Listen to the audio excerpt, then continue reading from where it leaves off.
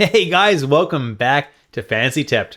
Julian here for a very exciting episode of preseason content. This is my late round draft steals video. And this may be the single most important video I release during the offseason. I go through some guys who are going pretty late in the draft. They're going like 135 or later in the draft. And these are guys that could be absolute steals at those ADPs. I'm going to break down almost 20 guys for you. So definitely a lot of good value in the draft. Take some note, guys, because you're going to want to be grabbing these guys late in drafts. Before we jump into the list, though, guys, please drop a like and hit that subscribe button if you haven't already.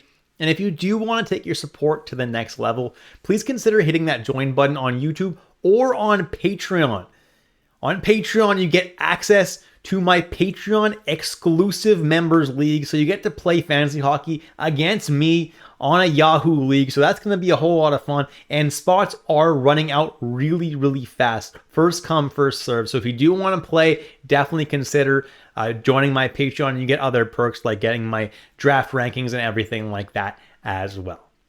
Let's jump into the video now, guys, and let's start with my very first late round draft steal, and that's Bryan Rust of the Pittsburgh Penguins. He's currently being drafted in only 46% of leagues and is going at an ADP of 136.3.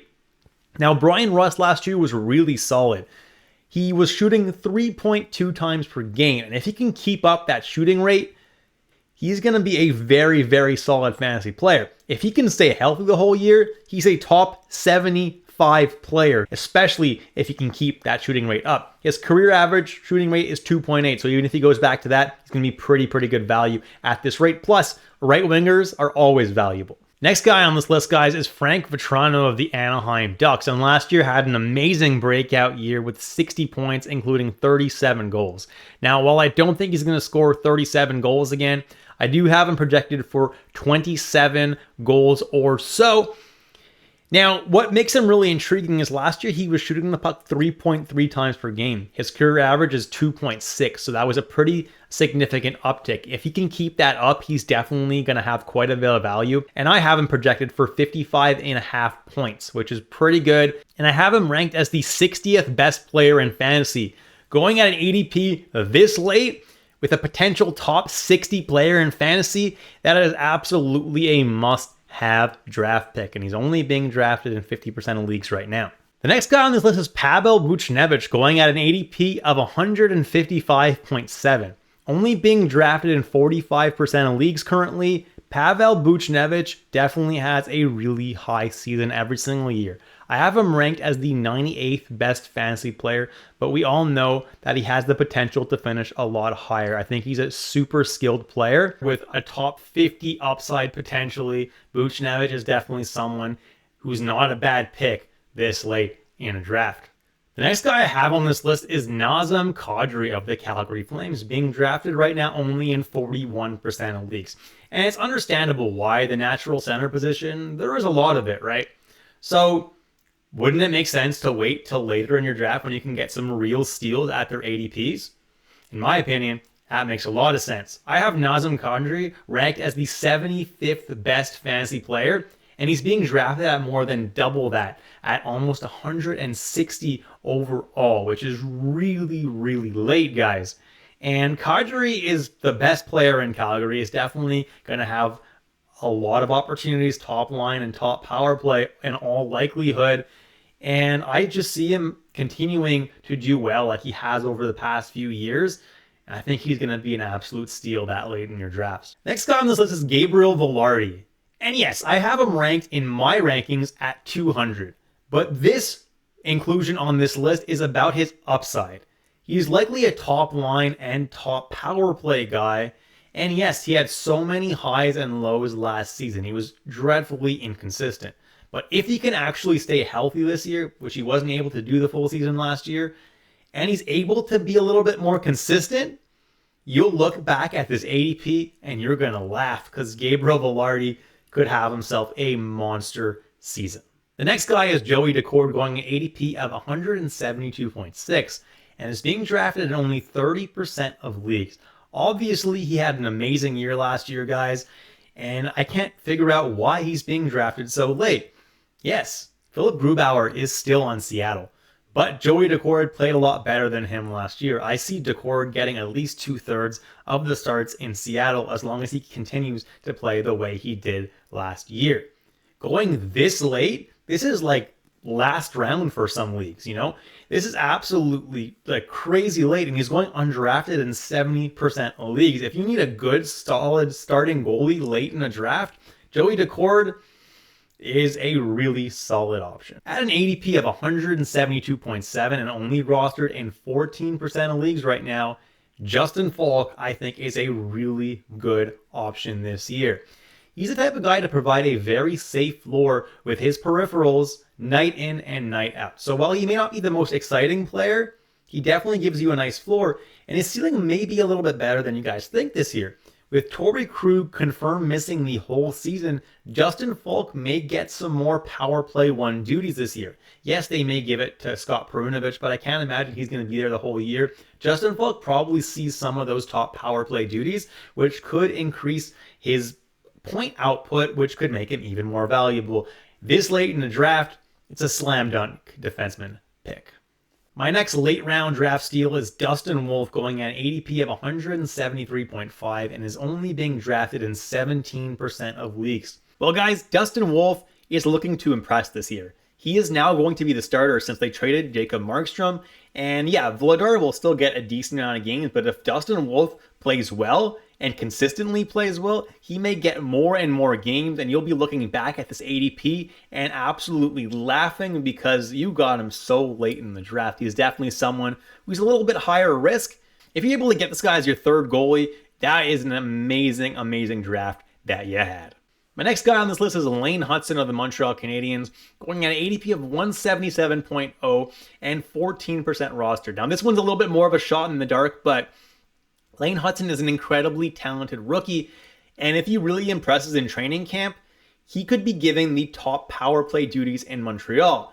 Montreal top power play this year, looking pretty deadly with the likes of Cole Caulfield, Nick Suzuki, Patrick Laine, and Juraj Slafkovsky. Yeah, it could be a deadly one. And Lane Hutson, if he's there, could only add more firepower. He's definitely someone that you're going to want to throw like your last pick of the draft at. But if you hit with him, you're getting some solid value for almost no risk. The next guy I have on this list is someone who I like a lot if you have hits in your league. He's going at an ADP of 177.4 and is only being drafted in a quarter of the leagues. This guy is Tom Wilson. Now, Tom Wilson had a rough season last year, scoring under 40 points. Now, I don't think that's something that's going to happen again this year. His on-ice shooting percentage last year was incredibly low at only 5.5%. He was very, very unlucky. Now, I think Washington's going to be a little bit better this year, and Tom Wilson's going to bounce back and score almost 50 points once again. Now, with just about 50 points, and the solid peripherals that he offers with his hits and his shots on goal, I have him actually ranked as the 70th best fantasy player. He's going at an ADP of more than double that, 177.4, plus he's a right winger. That is some crazy value in my opinion, and I'll be grabbing Tom Wilson in a lot of my leagues. The next guy on this list is Valeri Nichushkin, and he is a top 75 player when he's healthy. No ifs, ands, or buts about it. No matter what your league type is, he's that good. The problem is the history, right? He's often injured, and if he's not injured, he's in the player assistance program, which he is in right now, and we don't really know when he's going to be out of the player assistance program. It's kind of the issue. So I have to dock him a lot of spots in my rankings because we don't know how much time he's going to miss. For all we know, he could miss the whole season. We don't know. I am not expecting him to miss the whole season, but we don't know.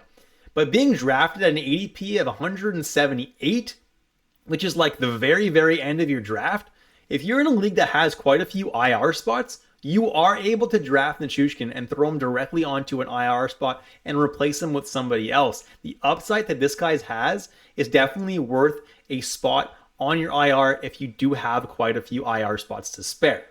This is an absolute steal, especially if he comes back early in the season. The next guy on this list is Jack Quinn, currently going on an ADP of 179.7 and is only being drafted in 10% of leagues.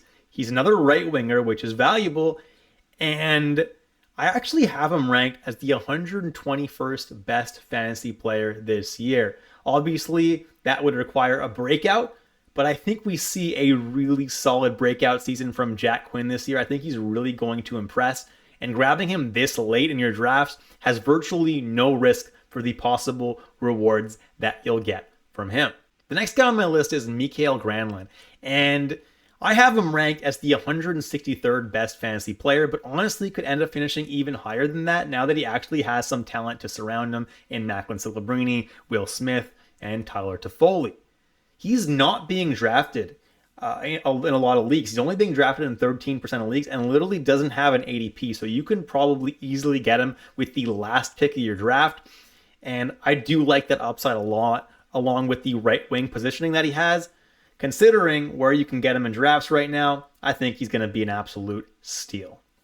The next guy on this list is Josh Norris of the Ottawa Senators, and the dude has tremendous talent, but the problem is he cannot stay healthy. If he does, he's literally a top 100 player. If he doesn't, obviously, depending on how much time he misses, he's not worth that much. But he's only being drafted in 12% of leagues right now, literally does not have an ADP with top 100 upside. That's very, very tempting. And if you know, guys, his last 4 seasons, he played 56 games, 66 games, 8 games, and 50 games. So hopefully this year's finally the year where this guy can actually stay healthy, because he's basically guaranteed top 6 minutes and potentially top power play time. He's a guy who definitely is worth a shot in the dark with one of your last picks of the draft. And last but not least, we have Daniil Tarasov of the Columbus Blue Jackets. He's only being drafted right now in 5% of leagues, so he's going ignored in 95% of leagues. In my opinion, he could be a top 30 goalie this year, with the ceiling of even higher than that, obviously. I think that he's a much better goalie than Merzlikins. Had actually some pretty solid stats last year. Now, obviously, Columbus has a pretty bad team, but Tarasov played well with a pretty bad team last year as well. I think he's really going to impress this year, and I think that he's going to show that he's a very capable fantasy goalie. If you're in a deep league and you need a goalie super late in drafts, and you need one that's going to be a starter, well, Tarasov might be the answer for you.